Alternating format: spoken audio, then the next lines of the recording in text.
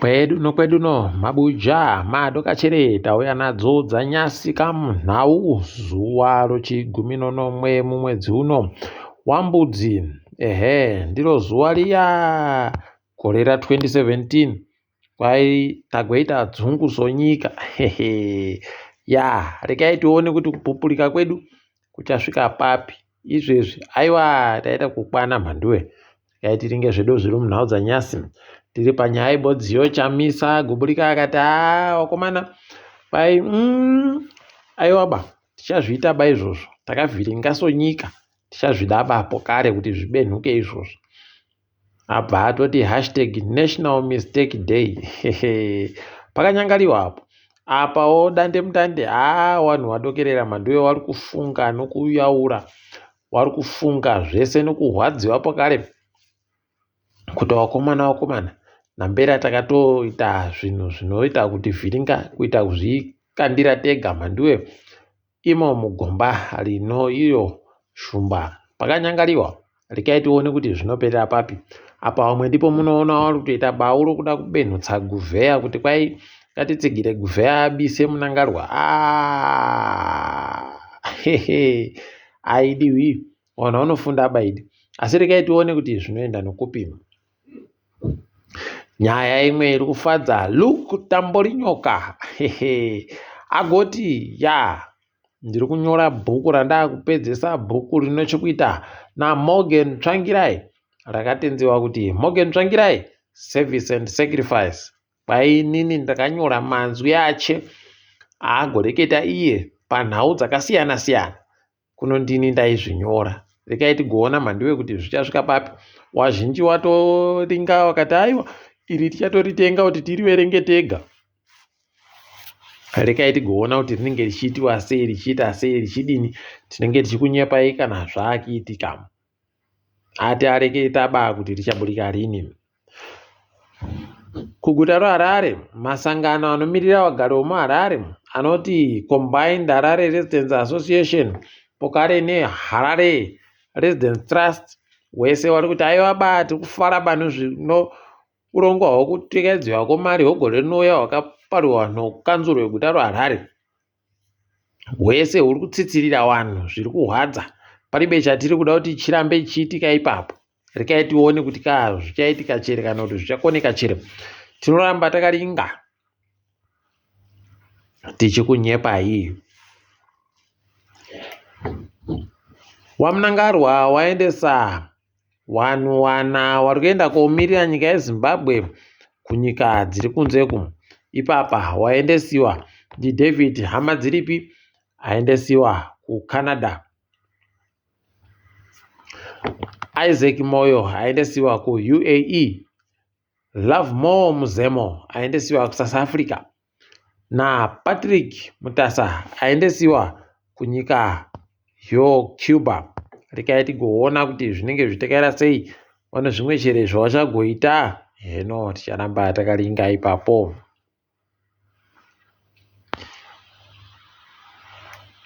Nyasi uno kwaburika katungwarara.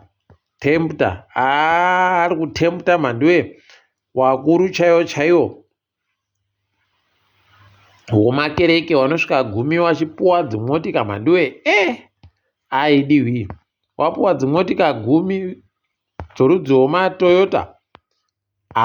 Tikati nambera vanhu ava vakapusa kutenga. Rekai tione kuti zvichasvika papi. Wari kudakedza kudini? Heno tati taziva ba izvezvi. Asi zvinopera basi. Rekai tione hedu kwazvinenge zvichienda kuti ndokupi chaiko. Tinoramba tichiringa ipapo. Wana kadzitape wari kuziya zviri kuitika wagoti kambani yaDangote yatotumira vanhu vayo kuti vauye kunyika yeZimbabwe koringa nokumema kuti wotekedza sei basa nokuchimbidza kureketa kuno. Rekai titi aiwa zvisvino izvozvo ngazviitike chaizvo nekutoti tiri kuda kuti tione kuti zvinotekaira chere kana kuti zvinoramba. Tinoramba takarizviringa tichitokunyepai ipapo. Kumatarotsi mhosva Moses Mpofu naiye Mike Chimombe. Pakanyangariwa mhandiwe. Wagotonzi haiwa, gomirai muuye chitatu ndopatinokupai mutongo wenyu kuti wakamira sei, kuti muzive kuti muchagara mujere makore mangani kana kuti mwedzi mingani. Tikati rekai tione kuti zvinopera sei. Apawo Magaya nomudzimai wache wanenge waripo kudare mangwana. Zvakaita kunyangariwa chaiko mhandiwe. Unonatsa kuona kutoti pakanyangara chaiko. Rekai tione kuti zvinoenda nokupi. Apa kuri kunziko iye Magaya nomudzimai wache wese wakadando. Wanenge wariko zvavo. Wakanga wariko kani nozuro nokukereke kwavo. Tikati rekai tione kuti zvinosvika papi izvozvo. Tinenge takazoringa tichindonyepa. Mudzimai waChiwenga Miniotabo Baloi agonza aenda kuThailand kwaya ari kuenda kotsigira uyu anoita zvokutekaira achirohwa manja nevanhu Miss Universe Lishanda Moyas. Tikati rekai tione kuti achahwina chere kana kuti zvichaperera papi. Tinenge takaringa. Apa bazi rinoringa nozvo urendo rikuti iro riri kutsvaka vanhu kuti waende kunyika yoCanada, kunyika yoAustralia, kunyika yoTurkey, kunyika yoRussia kosenza ikweyo. Wakamirira bazi iro wari mumuzinda weZimbabwe kuita inonzi pachirungu tourism attaché. Rekai tione kuti wachaisa anani kana tikazonyepiwa. Tinondokunyepai asi uringika kwazvo. Munondoziva kuti wanondoisa wavo wanoda iwawo. Rekai tione zvedu kwazvinoenda kuti ndokupiwa.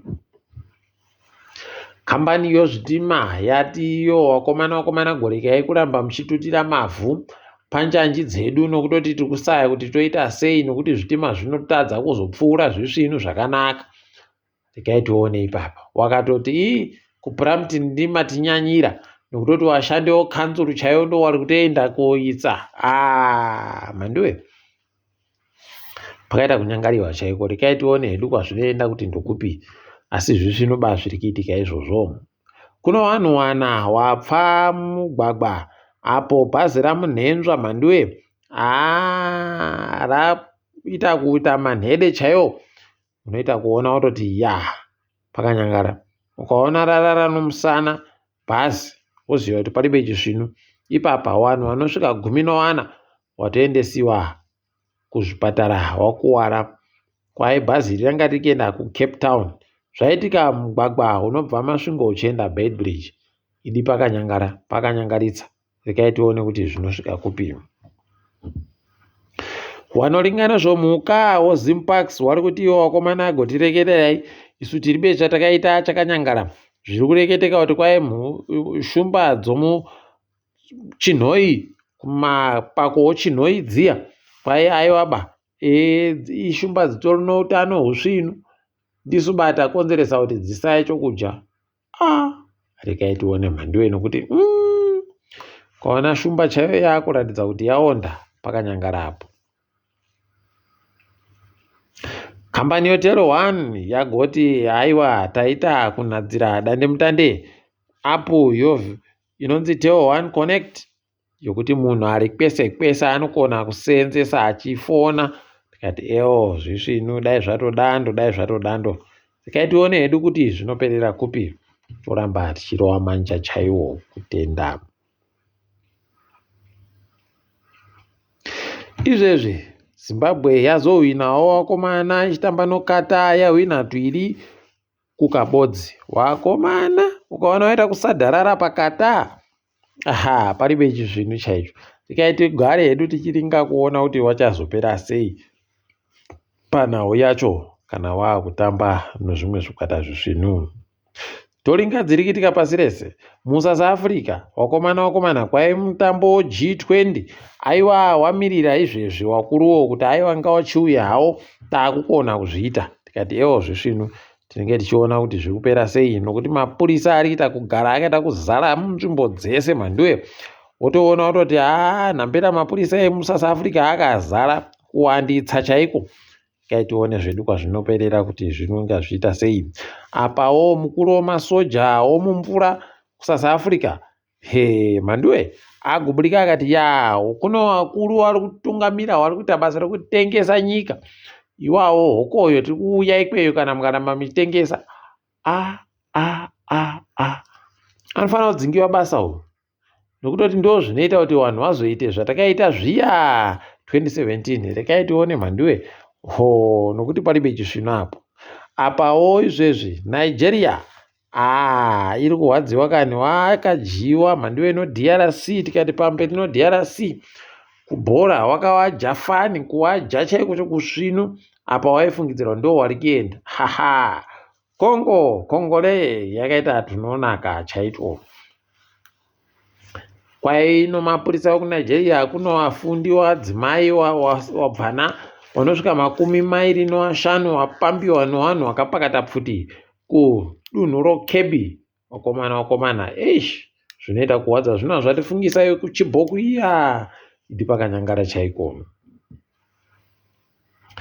Dare rokubhangiradhesh rati akamboita mutungamiri wehurumende ikweyo Hasina anofanira kusungiwa kutobva apfa chaiko, nokutoti kwakaita zvokuti vanhu vanomupfuura churu chibodzi wagwarashiwe nenyaya dzisina basa.